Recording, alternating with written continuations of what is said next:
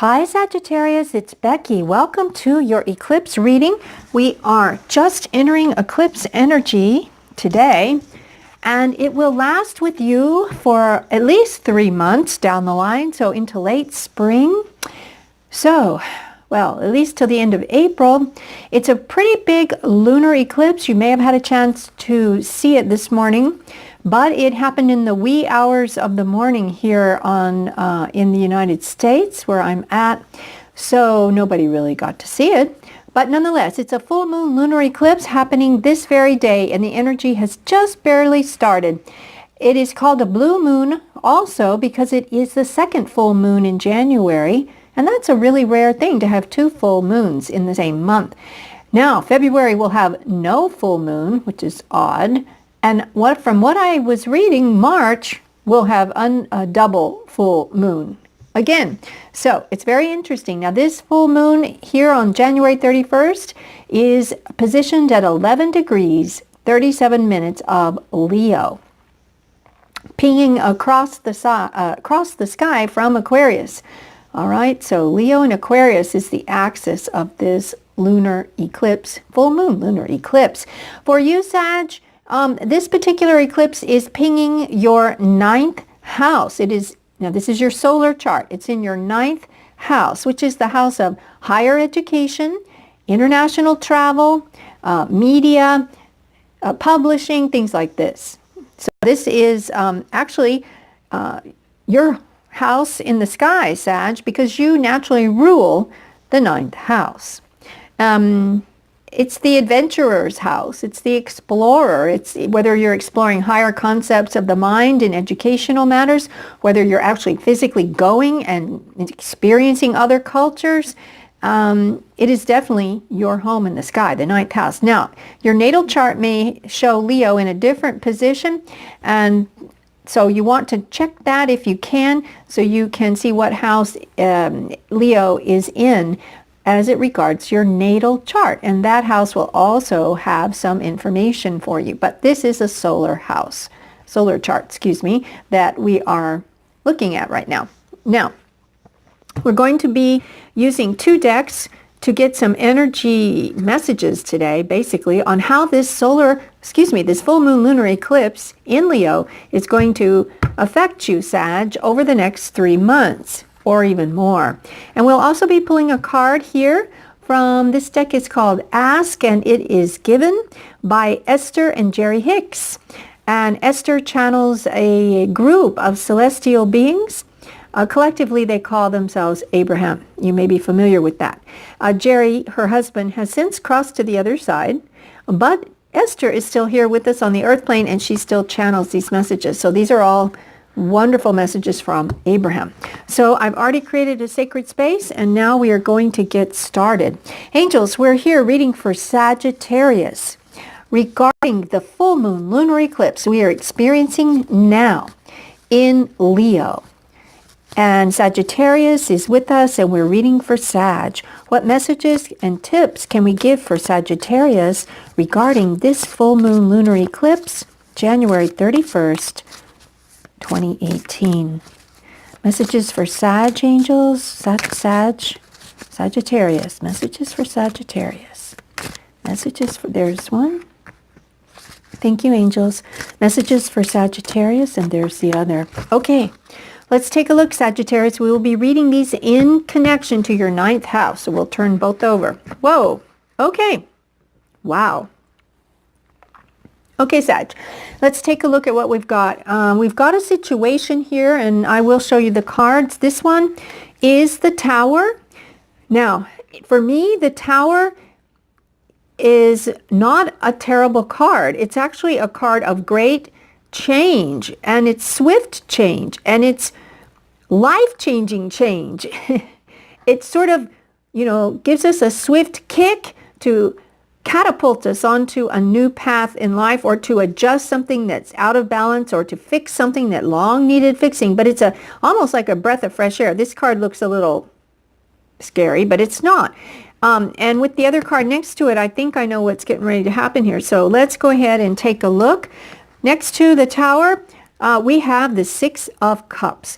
Now the 6 of Cups is a beautiful card, as you can see, lovely colors. And this young woman is reminiscing. She's looking down into the reflective waters of this little river or brook, and she is thinking in her mind's eye of someone from her past that she was romantically involved with, or maybe wanted to be.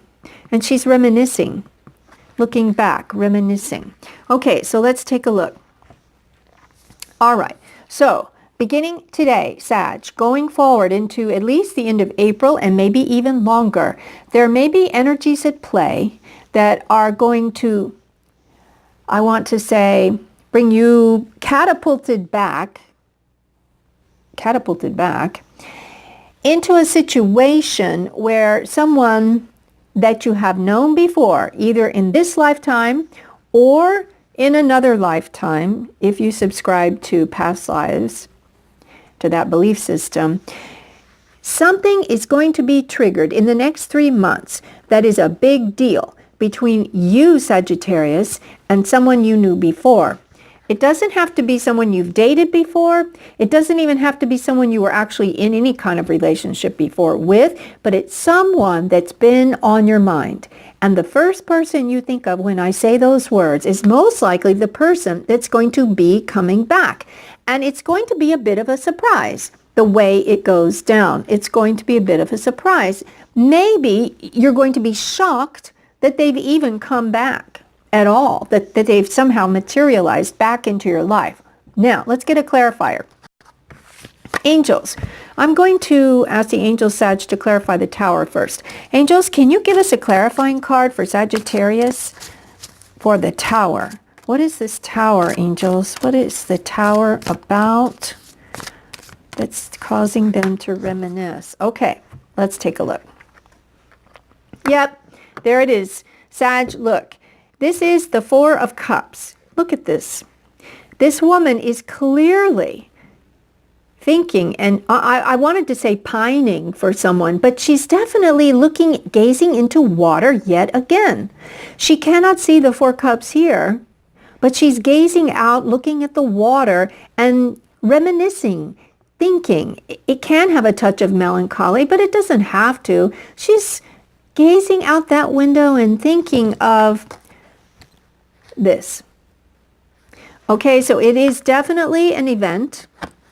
This Tower, which is a major arcana energy, is definitely some kind of either very surprising event that just surprises the heck out of you, Sag, or a sudden one, or both. And my guess is whoever has been on your mind is going to be either coming back in or contacting you. Let's look at the Six of Cups. Angels, can we have a clarifier for the Six of Cups? Clarifying there. Okay. Yeah. Okay. So when this person comes back in, Sag, when they come back in, and however it happens for you, it'll be a little bit different for everybody, the person that's been on your mind, then you're going to have to consider your options. I mean, you can see this girl is a little bit, her feet are off the ground. She's not grounded, okay? And she's a little bit up in the air about which one of these 7 cups that she's going to choose, because there are a lot of options involved. So when this Tower event manifests to bring about whoever this person was from your past, and it's going to be someone you want to see or want to hear from. It's not someone that you don't want to hear from. It's someone you do want to hear from. And my guess is what's going to happen is when that event occurs, see, you're still thinking about them. When that event occurs, they're going to present you with a situation that's going to require you to make a decision, not really a decision, but to choose one of those cups. And there's a lot of options that are going to be put on the table there, Sag. All right.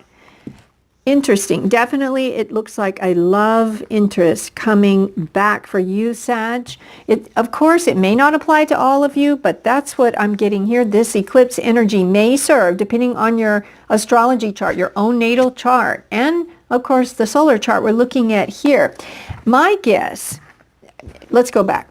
My guess Okay, since we're in the ninth house, this could be someone you have met before, if you're not sure who I'm talking about. Someone who you've met before that's from a different culture. Because the ninth house, where this eclipse is falling for you, Sag, relates to foreign cultures or cultures different from yours and travel.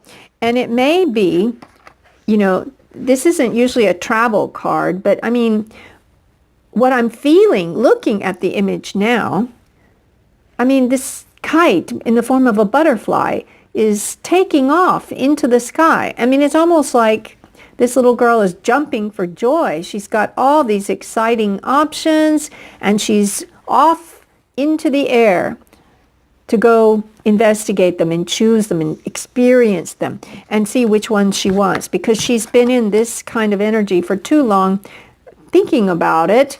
And lo and behold, now the choices are in front of her. The options have emerged quite suddenly for, I want to say a reunion, but it may not really pan out that way for everybody. But it's definitely a contact between you and this person who may be from another country, who may be now living in another country, or you. There could be international travel involved to get back to see this person.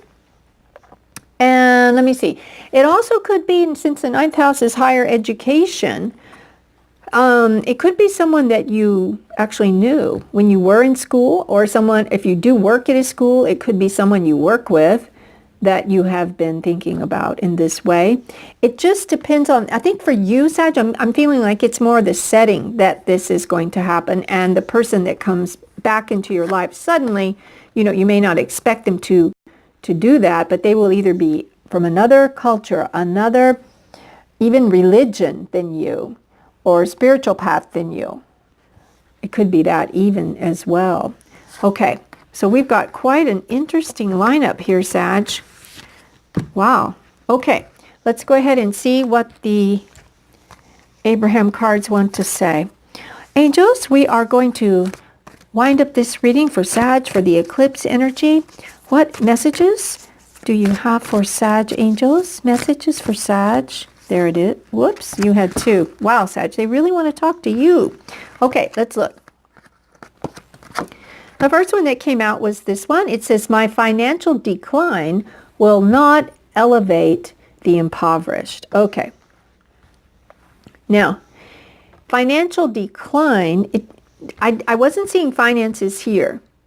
Okay, I wasn't seeing, but we can see it in the context of your reading, Sag, as an impoverishment of the heart, because finances are basically measurements of energy. These look like little coins, and they're measurements of energy. It's just energy, and it could be spiritual energy as well, relating to your spiritual path.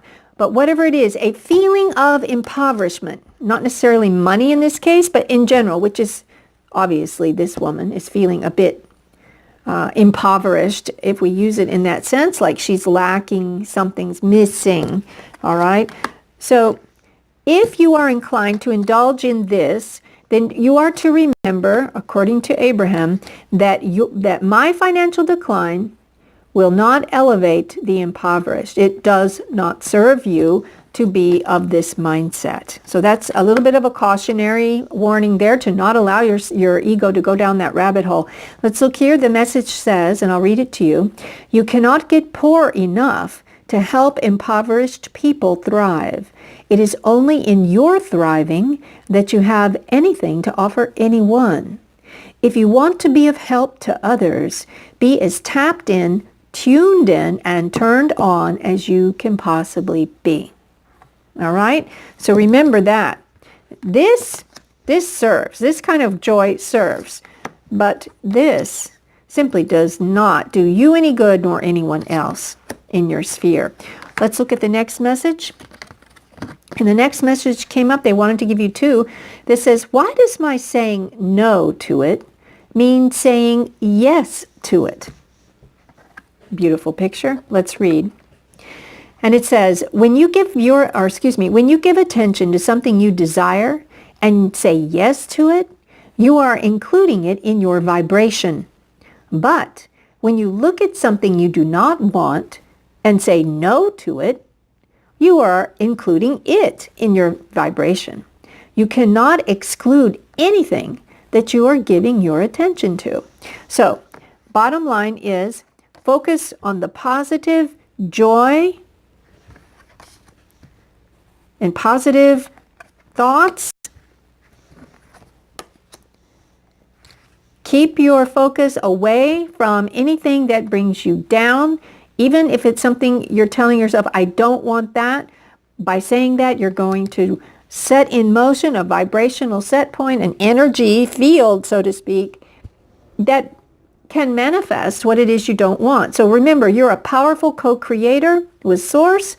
Whatever you think about, you do have the power to bring about. So monitor, how you're thinking, tune into yourself and monitor this. Make sure you don't go there. You're going to go here, okay? And keep these thoughts in your mind. And if something kind of starts to bring you a little bit down, maybe a little bit melancholy, or a little bit thinking that, there's no way, there's not enough, understand that there is a way and there is enough and it is coming toward you. You already have it. You just have to work on using the law of attraction. That's the word I want. To manifest that. And you can always do a little research on the law of attraction. Practice it. I guarantee you will see results. Guaranteed. It's the law of the universe, the law of attraction. Okay, Sagittarius, I feel like your reading went a little a little long this month. It went perfectly well. It's just a little bit long. So keep all of this in mind. And I'm going to be back probably on the weekend with all the February love readings for Valentine's Day. So until then, my sweet Sages, take care and I will see you soon. Bye-bye.